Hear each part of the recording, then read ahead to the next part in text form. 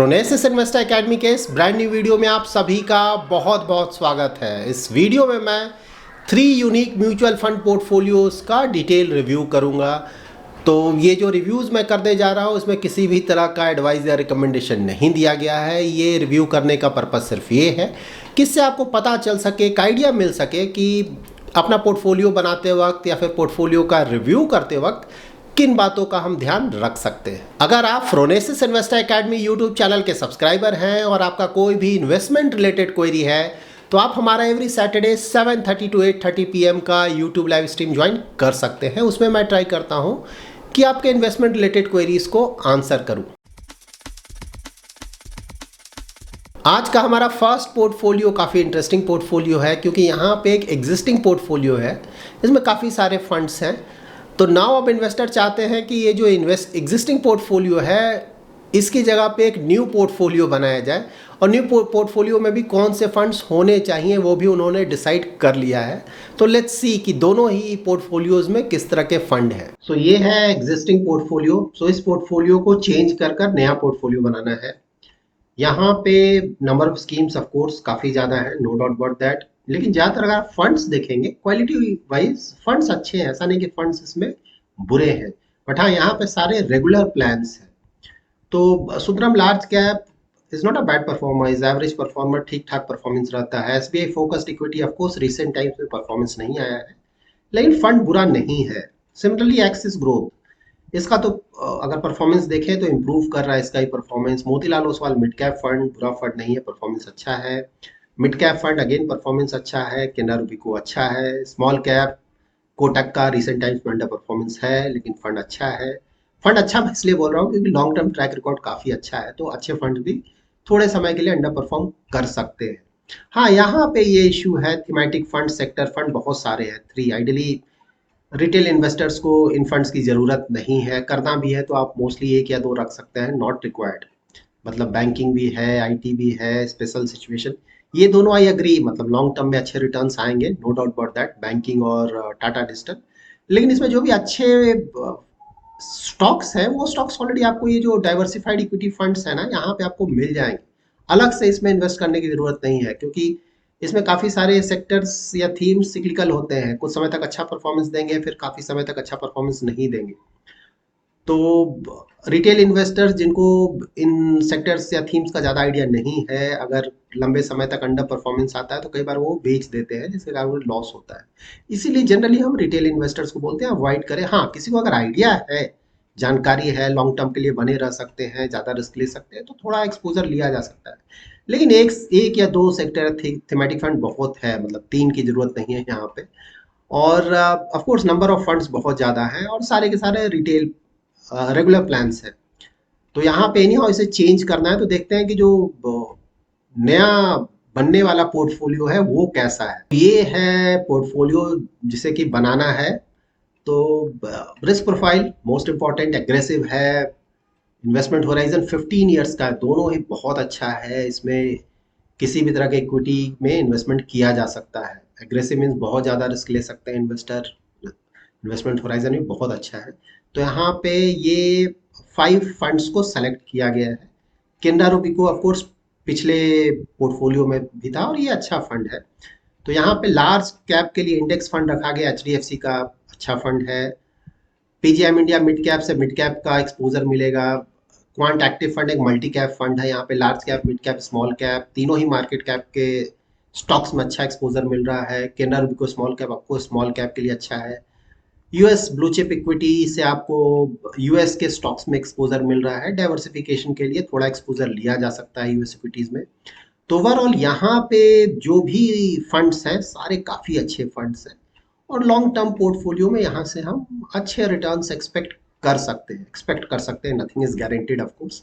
यहाँ पे एक बड़ी बात ये भी है कि ये जो सारे फंड्स हैं सारे फंड्स डायरेक्ट होंगे अब। सो पहले सारे रेगुलर थे, अब ये डायरेक्ट होंगे, दैट इज यहाँ पे किसी का भी हेल्प नहीं लिया जाएगा। तो मोस्टली ये खुद से इन्वेस्टमेंट किया जाएगा, खुद से ट्रैकिंग किया जाएगा और ऑफ कोर्स आप डायरेक्ट में जाएंगे तो थोड़ा रिटर्न्स आपको ज़्यादा मिलेगा। जब भी आप एक ओल्ड पोर्टफोलियो से एक नया पोर्टफोलियो बनाएं और ज़्यादातर फंड्स को अगर आप चेंज करना चाहें तो वहाँ पे कुछ बातों का आप जरूर ध्यान में रखें क्योंकि फर्स्ट तो आपको एग्जिट लोड देखना है, एग्जिट लोड नहीं हो तो अच्छा है, कोई मतलब नहीं बनता है एग्जिट लोड पे कर कर दूसरे फंड में जाना, पहला।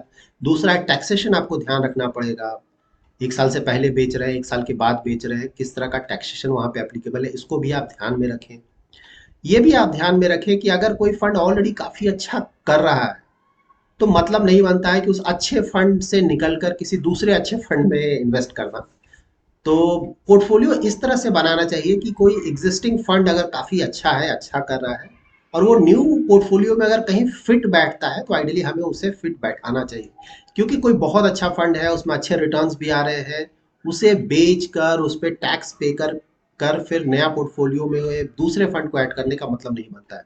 हाँ, यहाँ पे ये बात सही है कि सारे रेगुलर प्लान हैं, आप उसे डायरेक्ट करना चाहते हैं, तो बिल्कुल आप टैक्सेशन का ध्यान रखें, एग्जिट लोड का ध्यान रखें, और फिर स्लोली चेंजेस किया जा सकता है। यहाँ पे ये भी ध्यान में रखें कि जब आप अगर स्विच कर रहे हैं सेम फंड हाउस में भी, रेगुलर से डायरेक्ट में, तो वो न्यू इन्वेस्टमेंट की तरह ही ट्रीट किया जाता है। तो वहाँ पे भी आपको टैक्स टैक्स इम्प्लीकेशंस लगेंगे, एग्जिट लोड है तो वो भी एप्लीकेबल होगा। इन बातों का भी आप ध्यान में रखें। इस पोर्टफोलियो में आप ये भी ध्यान में रखें कि यहाँ पे मिड कैप और स्मॉल कैप का एक्सपोजर बहुत ज़्यादा है। लाइक लार्ज कैप में आपने यहाँ पे 19% का एक्सपोजर लिया है, और लार्ज कैप आपको मिड कैप अपॉर्चुनिटी फंड में भी थोड़ा मिल जाएगा, और क्वांट एक्टिव फंड से भी लार्ज कैप का एक्सपोजर थोड़ा मिल रहा है, तो 19% से ऑफकोर्स ज़्यादा है लार्ज कैप। लेकिन हाँ, फिर भी रिलेटिवली लार्ज कैप का एक्सपोजर यहाँ कम है, और मिड कैप और स्मॉल कैप का एक्सपोजर बहुत ज़्यादा है। यूएस इक्विटीज़ में भी अच्छा खासा एक्सपोजर है। सो ओवरऑल ये पोर्टफोलियो बहुत ज़्यादा रिस्की है। तो अगेन आपका रिस्क प्रोफाइल तो एग्रेसिव है, और एग्रेसिव रिस्क प्रोफाइल और 15 ईयर्स के इन्वेस्टमेंट होराइजन के लिए ऐसा नहीं कि ये पोर्टफोलियो सुटेबल नहीं है, पोर्टफोलियो सुटेबल है। बस मैं सिर्फ ये मानकर चल रहा हूँ कि आपने सही से अपना रिस्क प्रोफाइलिंग किया हुआ है। क्योंकि अगर मार्केट में गिरावट आएगा तो यहाँ भी बहुत ज़्यादा गिरेगा ये portfolio, because of mid cap और स्मॉल कैप। तो अगर आप इन चीज़ों को समझते हैं, अगर आपने सोच समझ कर ये पोर्टफोलियो बनाया है, तो क्वालिटी तो अच्छा है पोर्टफोलियो का, there is no doubt about that. यहाँ पे आपने ये भी क्वेरी किया है कि लमसम करे। देखिए, कभी भी लमसम, अगर मार्केट का वैल्यूएशन ठीक है, बहुत ज़्यादा नहीं है, मार्केट का वैल्यूएशन या तो रीजनेबल है या फिर अंडर वैल्यूड है, तो लमसम करने का मतलब बिल्कुल बनता है। लेकिन अगेन लमसम के साथ प्रॉब्लम यही है, आपने इन्वेस्ट किया, अनफॉर्चुनेटली कुछ दिनों में मार्केट में ज़्यादा गिरावट आएगा, तो उस समय कई इन्वेस्टर्स डर कर बेच देते हैं, इसके कारण बहुत लॉस होता है। तो अगर आप इन चीज़ों को समझते हैं, मार्केट गिरता है आप बेचेंगे नहीं, लॉन्ग टर्म तक होल्ड करेंगे, तब तो बिल्कुल आप थोड़ा थोड़ा लमसम कर सकते हैं। ये हमारा आज का सेकंड पोर्टफोलियो, इसे अबाउट 15-16% के रिटर्न एक्सपेक्टेशन के साथ बनाया गया है। तो देखते हैं पोर्टफोलियो कैसा, उसके बाद ये रिटर्न पे हम डिस्कस करेंगे। तो यहाँ पे देखिए, इन्होंने एसआईपी अमाउंट तो लिखा है टोटल, लेकिन एलोकेशन नहीं लिखा है, तो दैट्स वाई मैंने क्वेश्चन मार्क दिया है। But any how, number of fund तो काफ़ी अच्छे हैं आपके, सिर्फ 5 फंड्स है, जो कि काफ़ी अच्छा है। प्लस क्वालिटी ऑफ फंड देखते हैं, कैनरा को ब्लू चिप से आपको लार्ज कैप का एक्सपोजर मिल रहा है, मेरे एसेट से लार्ज एंड मिड कैप का एक्सपोजर मिल रहा है, पराग पारक से आपको लार्ज कैप, थोड़ा मिड कैप, थोड़ा स्मॉल कैप और फॉरेन इक्विटीज में एक्सपोजर मिल रहा है। पीजीएम इंडिया मिड कैप से आपको मिड कैप के स्टॉक्स में एक्सपोजर मिल रहा है, थोड़ा स्मॉल कैप और थोड़ा लार्ज कैप का भी एक्सपोजर मिल रहा है। और एक्सिस स्मॉल कैप से आपको स्मॉल कैप और थोड़ा मिड कैप का एक्सपोजर मिल रहा है। सो ओवरऑल यस, पोर्टफोलियो काफ़ी अच्छा है, no doubt about that. Number of funds हमने डिस्कस किया, काफ़ी अच्छा है, एग्रेसिव इन्वेस्टर है यहाँ, इन्वेस्टमेंट होराइजन भी अबाउट 15 ईयर्स का है। तो ओवरऑल सभी कुछ इस पोर्टफोलियो में अच्छा लग रहा है।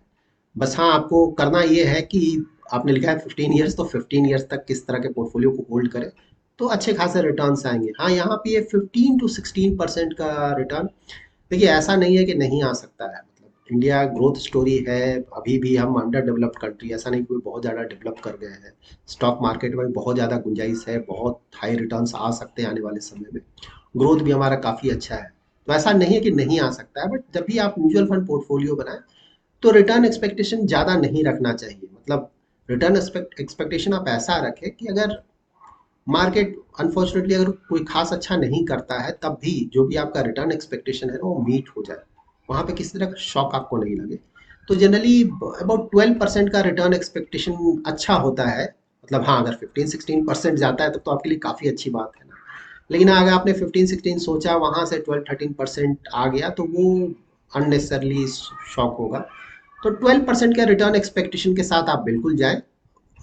इस तरह का, क्योंकि पास में रिटर्न्स आया है 12% के आसपास, तो इस तरह का हम रिटर्न एक्सपेक्टेशन कर सकते हैं। बट हाँ, ऐसा नहीं है कि हम इस तरह का रिटर्न नहीं आ सकता है, बिल्कुल। मतलब चांसेस है, जिस तरह का इक्विटी मार्केट का परफॉर्मेंस है, इस तरह का अबाउट 15% का रिटर्न भी आ सकता है, क्योंकि आपने अपने पोर्टफोलियो में मिड कैप स्मॉल कैप का भी अच्छा खासा एक्सपोजर लिया हुआ है। बट हाँ, ट्राई यही करना चाहिए जब भी पोर्टफोलियो बनाए, 12% के रिटर्न एक्सपेक्टेशन के साथ ही अपना पोर्टफोलियो बनाए। आपका पोर्टफोलियो काफ़ी अच्छा है तो लॉन्ग टर्म में अच्छे रिटर्न्स एक्सपेक्ट करने चाहिए इस तरह से पोर्टफोलियो, इस तरह के पोर्टफोलियो से। और आपने मेंशन किया आप स्टेप अप भी करते हैं 10% का एवरी ईयर, जो कि काफ़ी अच्छा है। इनफैक्ट सारे इन्वेस्टर्स को करना चाहिए। ये स्मॉल स्मॉल जो स्टेप अप आप करेंगे ना, जैसे आप 10,000 का भी एसआईपी कर रहे हैं, अगले साल उसे 11,000 कर दें, 10% बढ़ा दें पर मंथ का एसआईपी, तो लॉन्ग टर्म में कंपाउंडिंग के कारण, उसके कारण जो आपका ओवरऑल रिटर्न्स आएगा ना, वो काफ़ी बढ़कर आएगा लॉन्ग टर्म में। तो बिल्कुल करना चाहिए, अच्छी बात है। ये है हमारा आज का third portfolio, again aggressive 25-30 years. ये बहुत अच्छी बात है। जो भी पोर्टफोलियो रिव्यूज के लिए रिक्वेस्ट आ रहे हैं ना, वहाँ आप लोग मेंशन कर रहे हैं अपना रिस्क प्रोफाइलिंग अगर आपने अभी तक नहीं किया है तो हमारे वेबसाइट phronesis.investor.com पे आप फ्री में रिस्क प्रोफाइलिंग कर सकते हैं। बिना रिस्क प्रोफाइलिंग किए हुए कभी भी अपना इन्वेस्टमेंट जर्नी स्टार्ट नहीं करें। इन्वेस्टमेंट होराइजन अगेन बहुत अच्छा है, 25-30 ईयर्स इक्विटी के लिए परफेक्ट है। तो फंड्स देख लेते हैं। नंबर ऑफ फंड्स तो यहाँ पे थोड़ा ज़्यादा है आपका, 3, 6, 7 फंड्स हैं। देखिए 4, 5, 6 फंड्स बहुत है पोर्टफोलियो में। ऐसा नहीं कि बहुत ज़्यादा फंड्स है आपके, 7 ऐसा नहीं कि बहुत ज़्यादा है, लेकिन हाँ 1-2 फंड यहाँ से कम किया जा सकता है। क्वालिटी ऑफ फंड्स देखते हैं, या आईसीआईसीआई निफ्टी 50 से आपको इंडिया की market cap wise top 50 stocks में एक्सपोजर मिल रहा है। नेक्स्ट 50 से आपको मार्केट कैप वाइज जो टॉप 50 स्टॉक्स है उसके नीचे के 50 स्टॉक्स पे एक्सपोजर मिल रहा है। तो इन दोनों फंड से आपको लार्ज कैप के सारे स्टॉक्स में एक्सपोजर मिल जा रहा है। दोनों इंडेक्स फंड्स हैं। PGM India flexi cap, again यहाँ पे आपको थोड़ा लार्ज कैप, मतलब ज़्यादातर लार्ज कैप, इनफैक्ट थोड़ा मिड कैप और थोड़ा स्मॉल कैप में एक्सपोजर मिल रहा है। केनरा रूबिको स्मॉल कैप से आपको स्मॉल कैप और थोड़ा मिड कैप में एक्सपोजर मिल रहा है। वैल्यू फंड एचएसबीसी का है, एचएसबीसी का ईएलएसएस फंड है। देखिए इनके वैल्यू फंड का तो परफॉर्मेंस ठीक ठाक है, मतलब बुरा फंड नहीं है, लेकिन ईएलएसएस फंड, ये जो फंड है ये शायद बिलो एवरेज फंड है, इससे अच्छे फंड्स अवेलेबल है। तो I don't know ELSS fund की आपको ज़रूरत है कि नहीं। अगर ज़रूरत है तो आप हमारा जो ईएलएसएस का वीडियो है उसे ज़रूर एक बार वॉच करें अगर आपके पास टाइम हो तो वहाँ पे जो भी अच्छे फंड्स हैं उसके सारे डिटेल्स मिल जाएंगे, या फिर आप खुद का भी रिसर्च कर सकते हैं। तो ईएलएसएस फंड में तो इससे अच्छे ऑप्शंस आपको शायद मिल जाएंगे। वैल्यू फंड ठीक ठाक है, बट वैल्यू फंड की ज़रूरत है नहीं, क्योंकि यहाँ भी जो स्टॉक्स हैं उस तरह के स्टॉक्स आपको डाइवर्सिफाइड फंड्स में मिल जाएंगे। बट ऐसा नहीं कि इन्वेस्टमेंट नहीं किया जा सकता, किया जा सकता है। मोतीलाल ओसवाल नैस्डैक 100 ऑफकोर्स आपको यूएस इक्विटी में एक्सपोजर दे रहा है, एक्सपोजर 12% का है। तो ओवरऑल देखिए आपके जो फंड्स है ना, मे बी यहाँ पे इसे आप एक बार रिव्यू कर ले। क्वालिटी वाइज मैं बोल रहा हूँ, और रिक्वायरमेंट वाइज इसे एक बार रिव्यू कर ले। फंड बुरा नहीं है, बट हाँ आपको इसकी ज़रूरत है कि नहीं वो आप देख लें।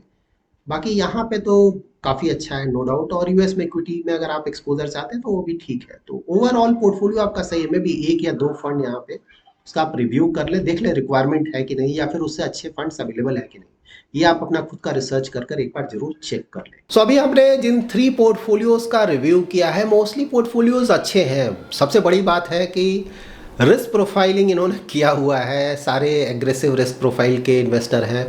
Investment horizon very long term का है। देखिए ये सब बेसिक चीज़ें हैं, ये कंप्लीट किए हुए बिना आप कभी अपना इन्वेस्टमेंट जर्नी स्टार्ट नहीं करें। आपको पता होना चाहिए रिस्क प्रोफाइल क्या है, उसके बेसिस पे ही आपको डिसाइड करना है आपको इक्विटी में इन्वेस्टमेंट करना है कि नहीं। अगर आपका रिस्क प्रोफाइल बता रहा है कि आप ज़्यादा रिस्क नहीं ले सकते हैं, तब तो आप इक्विटी में इन्वेस्ट ही नहीं करेंगे।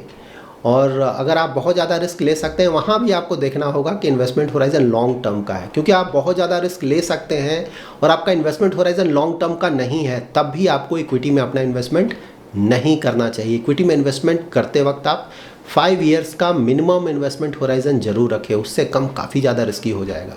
रिस्की उसके बाद भी है, लेकिन रिस्क कमता जाता है जैसे जैसे आपका इन्वेस्टमेंट होराइजन लंबा होता जाता है। तो यहाँ पे तो 10 ईयर्स, 15 ईयर्स, 20 ईयर्स का इन्वेस्टमेंट होराइजन मिला है हमें देखने को, जो कि काफ़ी अच्छा है। इस तरह का ना 15, 20, 30 ईयर्स इस तरह का इन्वेस्टमेंट होराइजन अगर आप रखते हैं तो इक्विटी से बहुत अच्छे रिटर्न्स लॉन्ग टर्म में आप एक्सपेक्ट कर सकते हैं। म्यूचुअल फंड जैसा कि मैंने हमेशा बताया है कि इन्वेस्टमेंट करना कोई बहुत बड़ी बात नहीं है, रिलेटिवली आसान होता है, ये डायरेक्ट इक्विटी नहीं है। इनफैक्ट म्यूचुअल फंड्स इसीलिए स्टार्ट हुआ ताकि रिटेल इन्वेस्टर्स जिन्हें या तो मार्केट का बहुत ज़्यादा आइडिया नहीं है या फिर जिसके पास इतना ज़्यादा टाइम नहीं है कि मार्केट को स्टडी करे और डायरेक्ट इक्विटी में इन्वेस्ट करे, उनके लिए ही म्यूचुअल फंड बनाया गया है। और यहाँ पे आप देखते हैं नंबर ऑफ स्टॉक्स बहुत ज़्यादा है, वेल डाइवर्सिफाइड पोर्टफोलियोज होता है, इनफैक्ट ओवर डाइवर्सिफाइड होता है, इसलिए as compare to direct equity risk थोड़ा कम होता है। लेकिन हाँ, रिस्क कम होता है, रिस्क यहाँ भी काफ़ी ज़्यादा है, डायरेक्ट इक्विटी से रिस्क कम होता है। तो यहाँ पे इन्वेस्टमेंट करते वक्त आपको सिर्फ कुछ अच्छे फंड सेलेक्ट करने हैं, एक अच्छा पोर्टफोलियो बनाना है और उस पोर्टफोलियो के साथ लॉन्ग टर्म तक बने रहना है। जो जितने ज़्यादा लंबे समय तक बना रहेगा अच्छे फंड्स के साथ, उतना ज़्यादा रिटर्न उसको आएगा। मतलब कोई भी अच्छा फंड, कितना भी अच्छा फंड क्यों ना हो, फ्यू मंथ्स या 1-2 साल तक थोड़ा बहुत अंडर परफॉर्मेंस आ सकता है। इस थोड़े से अंडर परफॉर्मेंस के कारण किसी भी फंड से आइडियली हमें नहीं निकलना चाहिए। So that's it in this video सिर्फ एजुकेशनल पर्पस के लिए है, किसी भी तरह का एडवाइस रिकमेंडेशन नहीं दिया गया है। Thanks a lot for watching.